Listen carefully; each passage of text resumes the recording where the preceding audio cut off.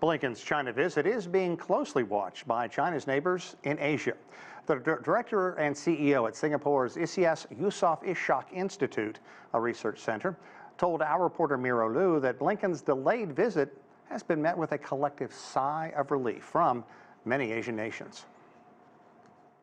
Definitely has been a collective sigh of relief that the meeting took place, because even a few days before Blinken's trip, the U.S. side had announced it, but the Chinese side had not confirmed it. So that it actually takes place, I think it is already something that is assuring to the rest of the region, given the heightened concerns, especially after the Shangri-La dialogue. During the 20th Shangri-La dialogue, which took place in Singapore 2 weeks ago, Chinese Defense Minister Li Shangfu and U.S. Secretary of Defense Lloyd Austin had a cordial handshake, but the two delegations did not have an official engagement. The fact that there was so much focus on whether there's this bilateral meeting between both sides actually kind of added to the anxieties, probably more than was necessary. But given that situation, the fact that this visit has taken place certainly would help to lift optimism in the region and the rest of the world. Despite the significance of the visit, Mr. Choi says the fundamentals of China-U.S. relationship haven't changed. Asian countries hope the two superpowers will increase their understanding of each other and build trust to cooperate on areas of common interest. One would be climate change. It's certainly something that the U.S. in the current Biden administration is trying to do something about. Chinese side has been active on energy transition, for example, for a long time. So actually both sides are quite forward-leaning on this issue, and therefore it makes perfect sense to cooperate. So whether John Kerry would be able to go to China and actually have a meeting to discuss about this issue would be something to look out for. Ahead of the China trip, Blinken held a joint conference with visiting Singapore Foreign Minister Vivian Balakrishnan. Dr. Balakrishnan jokingly told the media not to put too much weight on poor Tony's shoulders. He said the fact is diplomats need time and space, especially those quiet time when they can engage in some honest-to-goodness conversations.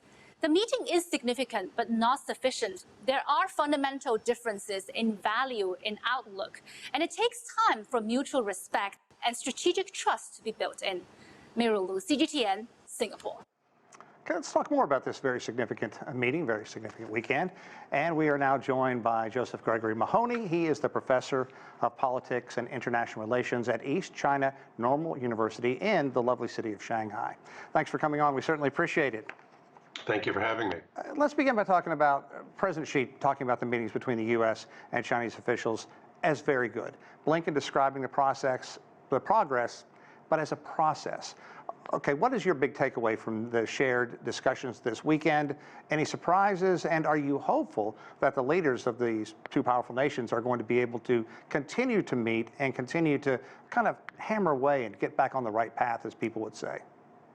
Well, you know, as many of your lead-ins noted, it was really just a relief that the meeting actually took place. After the previous meeting was derailed by the balloon issue, you know, there were concerns, especially in the past couple of weeks when there were these unfounded allegations made in the Wall Street Journal about China having a spy base in Cuba. That was later debunked by the Pentagon, but there were concerns that there was going to be some sort of new issue that would once again thwart Blinken's arrival, and there was, you know, a lot of uncertainty. Beijing hadn't really communicated who he would meet with, and so forth and so on. So the fact that he actually arrived, that the meeting took place, that it was appropriately diplomatic, that there wasn't much grandstanding, that he said many of the right things, including reiterating the key talking points that are the cornerstones of the bilateral relationship, the fact that both sides acknowledged that the relationship had become unstable and that it was imperative that it be stabilized, and indeed the fact that the meeting with President Xi went ahead. These were all very, very clear positive steps, with both sides hoping that there would be continued meetings and cooperation. Of course, there was a small agreement to come out of this to cooperate more on fentanyl. And again, the idea that both of them, both President Xi and Blinken, claimed that progress was made. These were positives. Yeah, but on the negative side, not much substance or substantive progress was expected. Beijing's position seems to be wait and see. I think the real key quote here in your lead-in was, we need to convert positive statements into actions.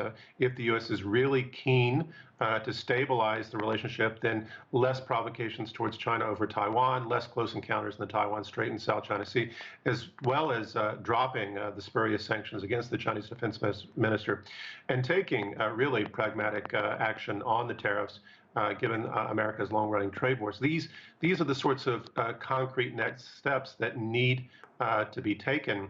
So, you know, it's never been a problem so much about what the U.S. says, but what it actually does. And China did make it clear that it believes that China is responsible for the unstable relationship. And, you know, Blinken, again, acknowledged the candor of the exchanges and his counterpart's insistence that Taiwan is the key red line. So all in all, good discussion and some hope for future developments. Yeah, I think the big takeaway is certainly a step in the right direction. In the lead up to you, we did talk about military, the disappointment there from the U.S. side, also diplomatic relations, and of course what Asian nations in the region think about this. But we didn't really dig into the trade relations. You touched upon that. How important are the trade relations going to be in these conversations? Because you talked about the punishing tariffs that really aren't helping anybody at this point. You know, the tariffs, and this narrative has been lost in international media, but the tariffs, Trump's tariffs, but you know, both the fiscal policy and the Fed and the failed containment, U.S. failed efforts to contain COVID, in addition to the fiscal policies with stimuluses, in addition to Trump's tariffs and the trade war. These are what really drove inflation. It wasn't the Ukraine situation that really started it. It goes back to these policies that started during Trump.